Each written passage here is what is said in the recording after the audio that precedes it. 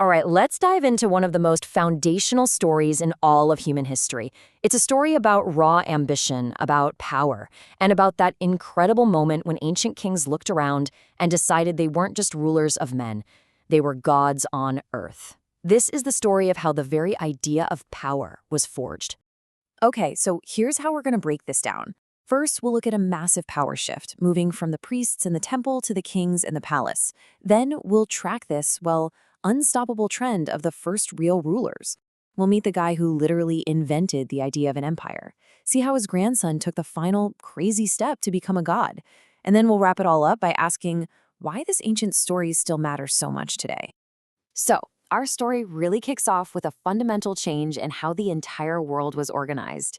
See, for centuries, the center of society, the real heart of it all, was the temple, and it was run by priests. But that was all about to change, because a new power center was rising, the royal palace. And you don't have to take my word for it. This quote from our source material absolutely nails the scale of this thing. Dr. Fowler calls it an epochal shift in human experience. I mean, that's not just some political shuffle. That's a total rewiring of society. The very heart of civilization was literally being transplanted from one building to another. This right here, this lays out the before and after perfectly. Over on the left, you've got the old world order. It's all about the temple, the priests, and their authority came directly from the gods. But then, look to the right. The new world of the palace crashes onto the scene. The king is now the star of the show, and his authority, it's backed by soldiers and royal command. Society's entire focus just pivots from religion to the state. So you might be asking, where did this whole revolution start? Well, ancient texts like the Sumerian king list, they all point to one specific city, Kish, and the archaeology backs it up. It's in Kish that we find the first real, clear evidence of a royal paris, and the title King of Kish became for a time the most prestigious thing a ruler could possibly call himself. So how did this trend actually build? Well, the rise of kings wasn't a single event. It was this slow, creeping, and in the end, completely unstoppable process. You can almost think of it like a domino effect of power getting more and more concentrated, playing out over generations. And at this timeline, this shows you the key players in this epic power grab. First, you've got this guy, Uruk-Haganana, the reformer king. He actually tried to stop the train, to reverse the trend and give power back to the temples. Spoiler alert, he failed. He gets crushed by Lugal-Zaggisi, who not only creates the first unified kingdom, but does something totally audacious. He starts stealing titles that belong to the gods.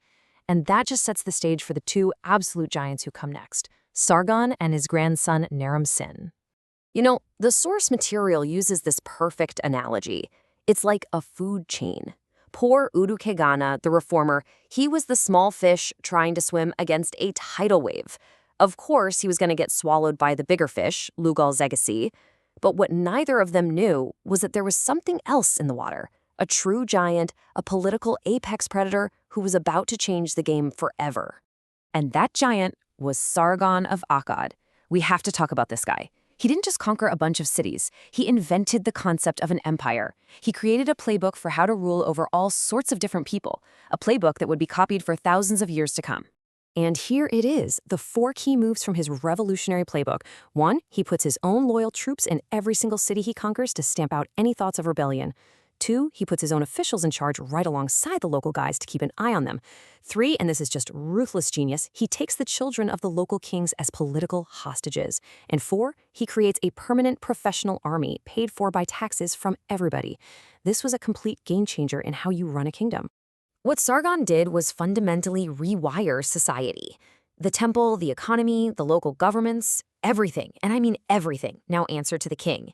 He even put his own daughter in charge as the high priestess for the whole land, which basically put all religious power directly in his family's hands. The palace had officially become the center of the universe. So Sargon builds this incredible, terrifying machine of an empire. What happens next? Well, his grandson, Naram-Sin, takes that power to its most logical and, frankly, its most shocking conclusion. I mean, if the king is the center of everything, if he controls the army, the economy, and even religion, what's the next step? You get rid of the middleman and just become a god yourself. Okay, but hold on a second. A king just declaring himself a god? That's a huge claim. So what's the actual proof? How do we really know he did this? Well, as it turns out, the evidence is pretty overwhelming, and it's literally written in stone. Oh, the proof is there, and it's not just one thing. First, the scribes started putting the divine determinative, which is this little cuneiform star symbol that explicitly means God, right before they wrote his name. Second, he started using titles like King of the Universe, which, yeah, that was for gods only. Third, in his official art, he's shown as being way bigger than everyone else, a classic sign of divinity. And finally, the smoking gun. He started wearing the horned helmet, the one piece of headwear that was exclusively for deities. And that horned helmet, this is where it gets really fascinating. In the ancient world, horns were a symbol of divine power.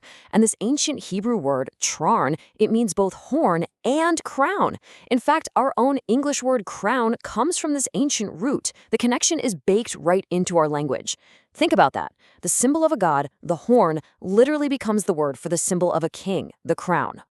Okay, so an ancient king wore a funny hat with horns and called himself a god. Why should we care about a 4,000-year-old story?